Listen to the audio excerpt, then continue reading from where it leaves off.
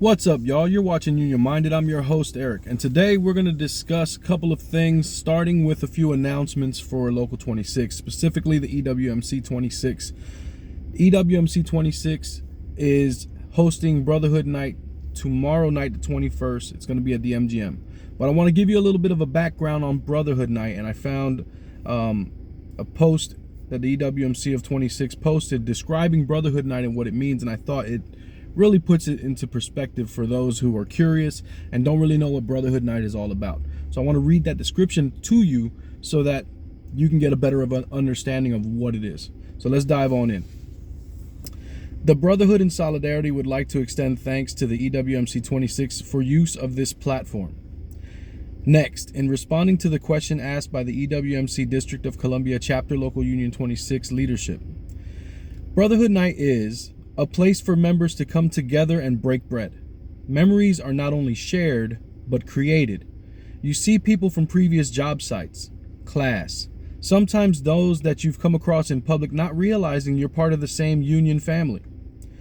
Upcoming, past, and ongoing projects are sometimes discussed. Which contractors are procuring which opportunities? Which contractors have the best tools? Which contractors reinforce that extra oomph into the craft? You know, workmanship and safety, versus those who aren't as safe and where craftsmanship is lacking. Brotherhood Night is a space that many members will stop past to grab a drink and or a bite with those from their current work site that they get along with, or go to meet those that they have worked alongside. It's a way to learn the members, our brethren, on a more individualized basis, to encourage folk to show up, to engage with the travelers in our region. I'm inclusive, so let's not leave out the travelers. When they're on the road, they thrive during Brotherhood Night. Brethren missing their loved ones, nearly becoming robots as they're traveling to work and may not have family in the area. Brotherhood Night not only provides a safe space for members, but encourage members to show up and out in force. We stand as a firm witness of brethren attending Brotherhood Night and feeling encouraged enough to attend an organized meeting. Some Brotherhood Nights include games, raffles, karaoke, etc. Eventually, together, we hope to do the same, in solidarity and hope. In solidarity and hope I was descriptive enough. In solidarity, Brother Darrell Woods. So that's a very good rundown on what Brotherhood Night is. I think Brother Darrell Woods really touched on every aspect of what it is to be a part of. And so for tomorrow, tap in at the Tap Bar, 101 MGM National Harbor, 20745, from 6:30 to 8 o'clock is Brotherhood Night for the EWMC. Now for the other Brotherhood Night that happens here in Local 26 jurisdiction, and there's a few, I know of a couple.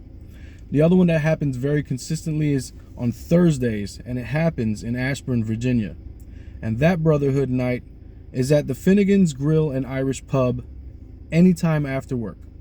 So you get off work, go over to 44050 Ashburn Village Boulevard, Ashburn, Virginia 20147, and go check out Brotherhood Night over there. Again, it's the same concept. You're there to just break bread and have a conversation and get to know each other. That's the gist of it all. Another upcoming event for the Local 26 EWMC will be happening on September the 14th. If you like poker, you're going to want to listen to this one. September the 14th, 2024, 4 p.m. to 8 p.m. at the Union Hall. The EWMC of Local 26 is holding their Texas Hold'em 50-50 fundraiser. It's a poker tournament with a $65 buy-in. Cash App SMCOMFISHER or Zelle 240-586-9679 by September 12th to reserve your spot. You can also reach out to Tiffany at 240-273-2432 to get more information about the event. But that's going to be a fundraiser. That's going to be a lot of fun. Who doesn't love a nice poker tournament? You know what I'm saying? And those are the announcements that I had for you today.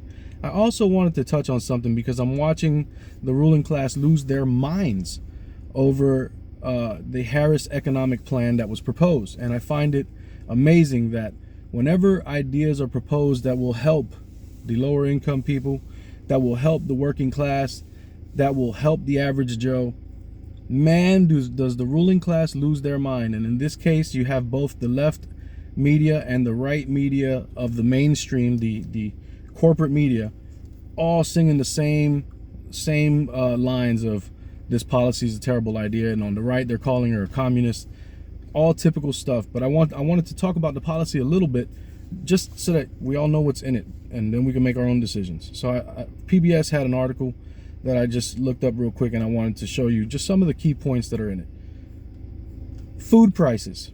She's proposing a ban on price gouging, stopping greedflation. I know you felt the price hikes at the grocery market. You already know the stories about Kellogg's and how they planned on jacking their prices up and suggested eating a bowl of cereal for dinner as a replacement.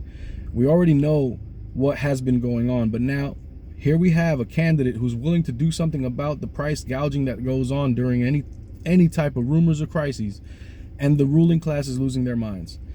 After years of polling showing that Americans are worried about inflation, Harris is aiming to contain prices where they have often been most conspicuously felt, at the grocery store. She's promising to, during her first 100 days in office sent to Congress, propose federal limits on price gouging for food producers and grocers. Harris is also seeking new authority for the Trade Commission, the Federal Trade Commission, and attorneys general in states across the country to enact steeper punishments for violators.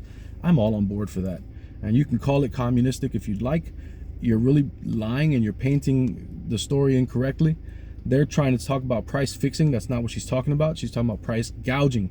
This is when the profits have gone up incredibly for all these corporations during a supposed supply crisis where your profits wouldn't have went up. It's greedflation. We all know it's greedflation. There's been articles written about how greedflation is a real thing. But now when we're addressing the problem, it's also all of a sudden an issue we shouldn't address. Housing, another area where greedflation has taken place. Wall Street's been buying up houses and been pricing regular people out of the market, and now renters are using an algorithm that across the board raises rent prices so that the consumer has no choice. Let's see what housing. Harris is calling for the construction of 3 million new housing units for over 4 years, which she says will ease a serious housing shortage in America. She also plans to promote legislation and create a new series of tax incentives for builders who construct starter homes sold to first-time home buyers. She also wants a $40 billion innovation fund, doubling a similar pot of money created by the Biden administration for businesses building affordable rental housing units. Harris also wants to speed up permitting and review processes to get housing stock to the market more quickly. Harris further says she can lower rental costs by limiting investors who buy up homes in bulk, as well as curbing the use of price-setting tools that she argues encourage collusion to increase profits among landlords. She also wants to expand a Biden administration plan providing $25,000 in potential down payment assistance to help some renters buy a home, so that it will include a much larger swath of the first-time home buyers across the market. Again, policy that I agree with. I don't see where the problem is. You got a housing shortage, build housing. Housing is unaffordable, help people have a down payment. I don't see the problem. Taxes and medical costs. Harris wants to speed up a Biden administration effort that has allowed Medicare and other federal programs to negotiate with drug makers to lower the cost of prescription medications. That's a problem now too. All of a sudden, getting your medical costs down is communist also. It's very crazy what we're doing out here. A $6,000 tax credit for the vice president also proposed to make permanent a $3,600 child tax credit approved during the 2025 for eligible families, while offering a new $6,000 tax credit for those with newborn children. She says a Harris administration would work to expand the earned income tax credit to cut taxes for some frontline workers by up to $1,500 and reduce taxes on healthcare plans offered on the marketplace created by the Affordable Care Act. So we're talking about lowering taxes on basically the middle class. Again, where's the issue? But they're scaremongering. Funny how when we get somebody who's putting policy to help people, the elite lose their minds. That's how you know you're on the right track. My name's Eric. You're watching Union Minded. Remember, the fight's not left and right. It's up and down. It's going to take solidarity to win always. Each one teach one. Get out there and reach one. And remember, there could be no union without you and I front and center. Peace.